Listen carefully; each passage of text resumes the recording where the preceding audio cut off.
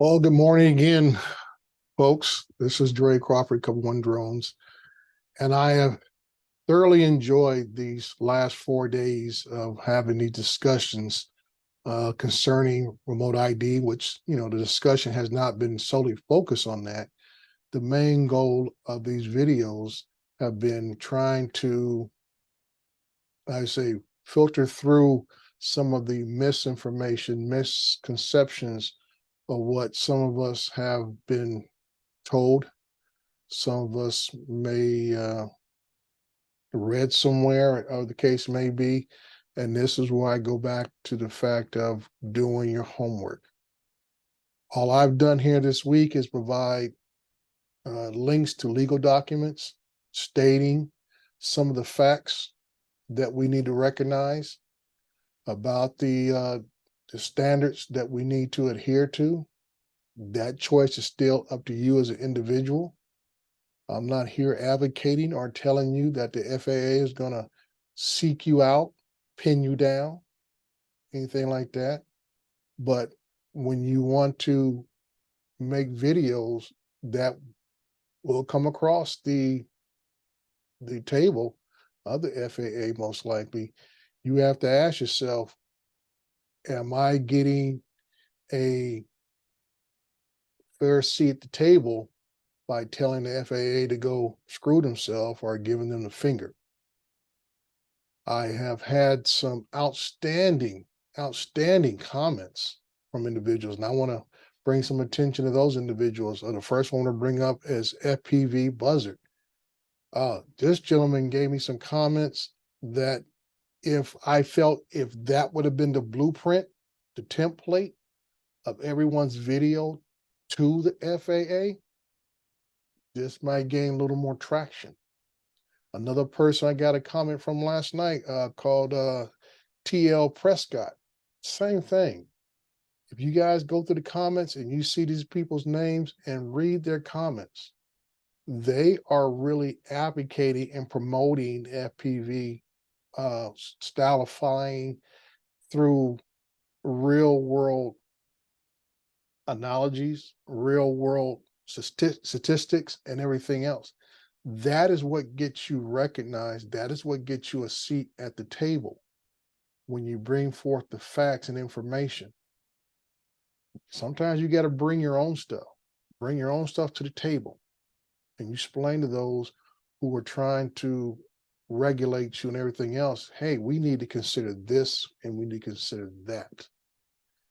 Just by telling them, as been the current slogan, I will not comply. All you're doing is just like you driving down the road and somebody does a maneuver you don't care about, and next you know you hear a car horn, and next thing you do, you throw at the bird. Now, what has happened here? Did you try to smooth things out?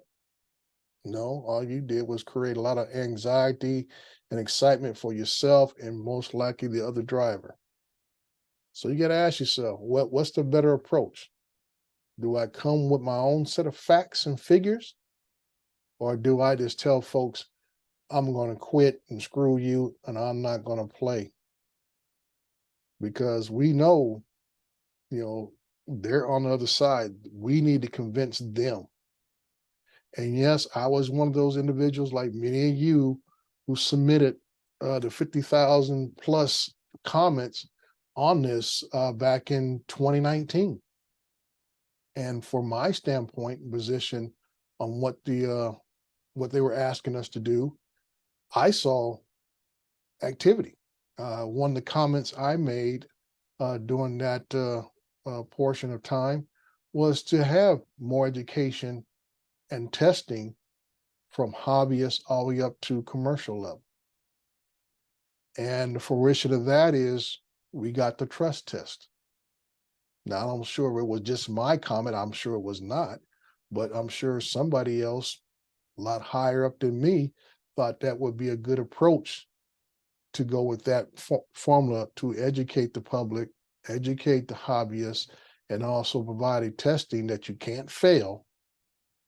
Can't fail the trust test. You can go back and retake or go back and change your answer, or the case may be. And even then, we saw a large pushback. I'm not going to take the trust test. I'm not going to register my aircraft. So that's why I said in the very first video, what have you done to involve yourself in this process? Have you been keeping abreast of what's going on? Have you been keeping, in the know of what needs to be done?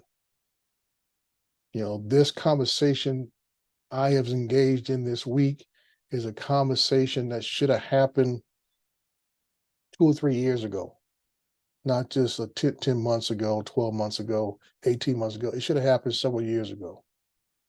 As I stated in the first video this week, some of us relied upon the AMA was going to be our advocate.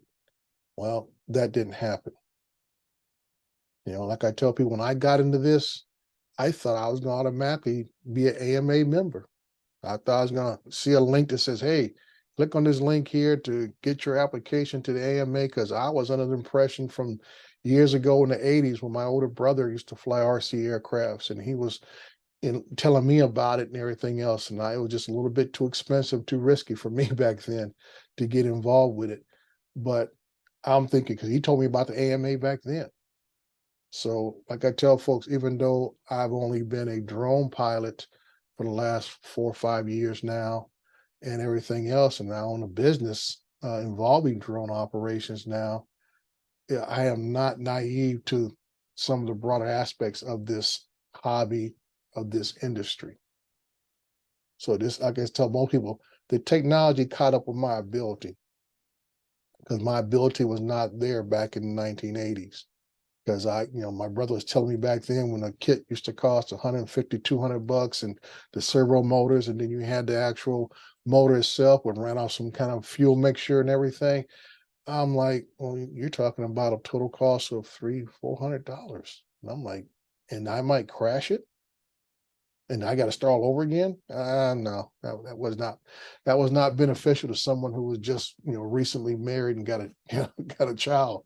So that's a little in my background involving for those who question my lineage in RC or whatever the case may be. But like I said, I want to leave this on a positive note. And one thing somebody asked me to do was talk about this one last case, which a lot of people do quote in this case. It is the Cosby case, when I pronounce it correctly, versus United States. To give you a background on this, the Cosby case involves a farmer down in North Carolina. Okay, make sure I get the right, here it is, right here. Make sure I get the right link up here. United States versus Cosby was a Supreme Court case that established the principles of eminent domain over airspace. The case involved a farmer who claimed that his chickens were killed by the noise of low-flying military planes that use a nearby airport. I'm going to stop right there. This case came about in 1942. And that date makes this pretty significant because in 1942, at the time of this case, when it happened, we had just entered into World War II. The Congress of the United States had given President Roosevelt War Power Act authority. So at that time, the president had deemed a lot of things basically suspended a lot of regulations, I should say. So what happened is there was this airfield that the military is using for training purposes and other purposes of all type of aircraft. Army aircraft, naval aircraft were using this thing for training. They were having troop transports, fighter planes, all that kind of stuff were coming out of this airport. One of the reserve airstrips was in about 2,000 feet of this farmer's land. He owned about a little over 2 acres of land, and he was a commercial chicken farmer. And that word, the reason I say commercial chicken farmer, that's what it was. But the term commercial is significant in this case. It wasn't just, and even though he lived on a property himself, he had his private dwelling there, but the fact that he was a commercial operation also plays heavily into this case itself.